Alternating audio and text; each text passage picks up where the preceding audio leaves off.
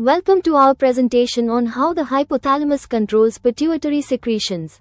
We'll explore clinical scenarios and provide concept-based explanations. Let's dive into our first clinical scenario. A 25-year-old male presents with excessive urination and thirst. His serum sodium levels are elevated, and his UD levels are undetectable. What could be the cause? The answer is diabetes insipidus.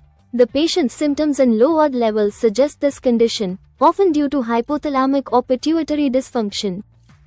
Next, we have a patient with a history of head trauma who can't produce normal cortisol levels despite low ACTH. What could explain this? The answer is hypothalamic injury. Low ACTH levels and inability to produce cortisol indicate a disruption in hypothalamic hormone secretion, leading to adrenal insufficiency. In our third scenario, a 40-year-old female is diagnosed with a prolactinoma. What is most likely to be observed in this patient? The answer is increased prolactin secretion.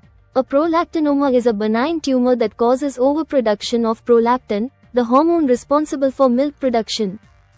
Our fourth scenario involves a 55-year-old patient who undergoes surgery near the pituitary gland. What is the likely outcome for posterior pituitary hormone secretion? The answer is that hormones will continue to be secreted for several days. Even after the pituitary stalk is severed, hormone synthesis in the hypothalamus and transport via N-neurophesins will persist for a short period. In the fifth scenario, we ask which hormone is primarily synthesized in the supraoptic nuclei. What do you think? The answer is UD. This hormone is primarily synthesized in the supraoptic nuclei of the hypothalamus, while oxytocin is synthesized in the paraventricular nuclei. Our final scenario involves a patient with a deficiency in N-neurophesins. Which hormone secretion would be affected? The answer is oxytocin. Neurophesins transport both UD and oxytocin from the hypothalamus to the posterior pituitary.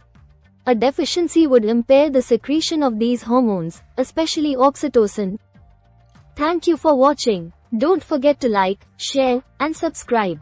Stay tuned for more clinical scenario-based MCQs.